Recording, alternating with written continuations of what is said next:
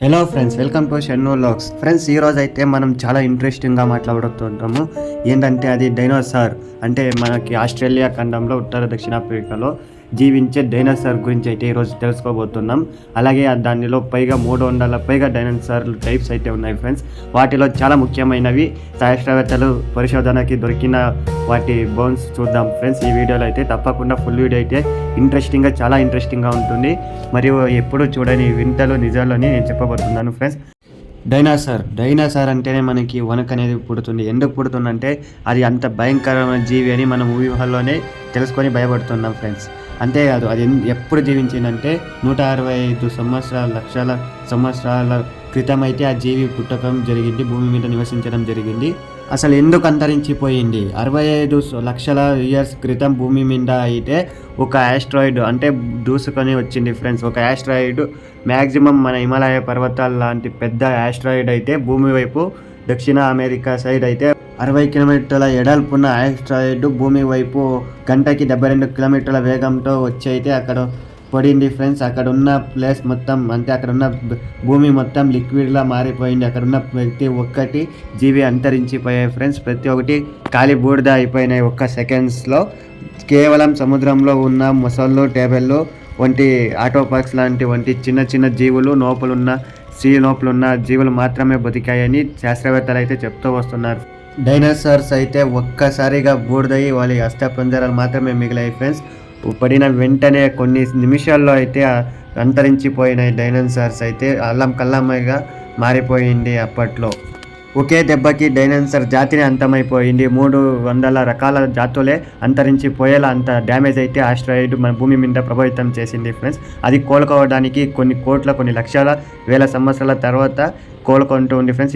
ఆ తర్వాత 1980లో తెలంగాణ, అంటే మన తెలుగు రాష్ట్రాల్లో వేమనపల్లి అనే ఊరిలో వాటి అస్థి పంజరాలు అయితే శాస్త్రవేత్తలు కనుగొన్నారు ఫ్రెండ్స్.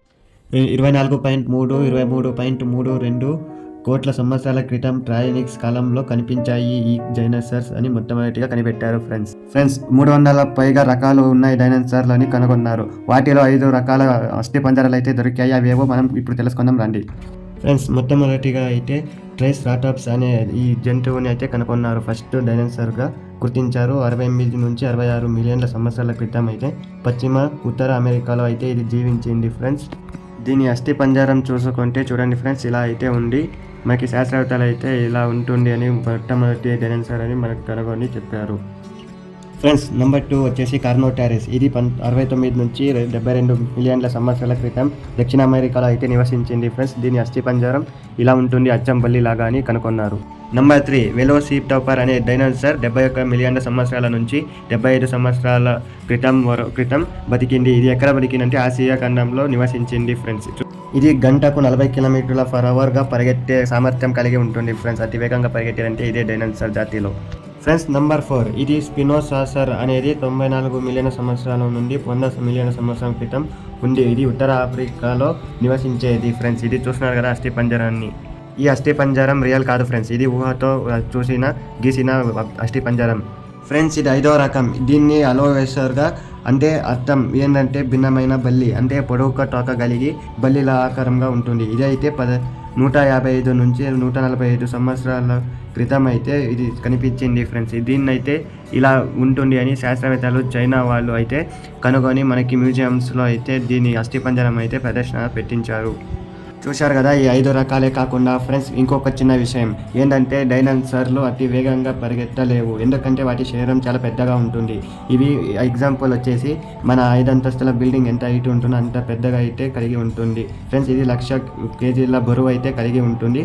1841లో రిచర్డ్ గోస్ అనే శాస్త్రవేత్త వీటికి డైనోసార్ అనే పేరుతో పిలుపునిచ్చారు. ప్రతి ఇయర్కి ఒక డైనోసార్ రకం జాతి అయితే బయటపడుతుంది. 1841లో దీనికి అస్థిపంజరం అనేది రిచర్డ్ గోస్ అనే శాస్త్రవేత్త కనుగొన్నారు ఫ్రెండ్స్. ఒక ఆస్ట్రాయిడ్ భూమి మీద పడడం వల్ల కొన్ని కోట్ల సంవత్సరాల క్రితం అయితే అంతరించిపోయింది. డైనోసార్ జాతి అనేది అంతరించిపోయింది ఫ్రెండ్స్. ఇప్పటికీ కూడా అక్కడ ఉన్న ప్రదేశం అయితే కోలుకోలేదు. అలాగే ఇప్పుడు 2029లో ఆస్ట్రాయిడ్ అనేది భూమి మీద అయితే పడబోతుంది అని శాస్త్రవేత్తలు చెబుతున్నారు. దానిపై మీ అభిప్రాయం కామెంట్ బాక్స్లో కామెంట్ చేయండి friends. Thank you so much friends. అందరూ ఫుల్ వీడియో చూసినందుకు. ప్లీజ్ సబ్స్క్రైబ్ టు షెన్నో లాగ్స్ అనే ఛానల్ని సబ్స్క్రైబ్ చేసుకుంటే మరిన్ని వీడియోస్ అయితే నేను అప్లోడ్ చేస్తుంటా. Please support me. Thank you. By by.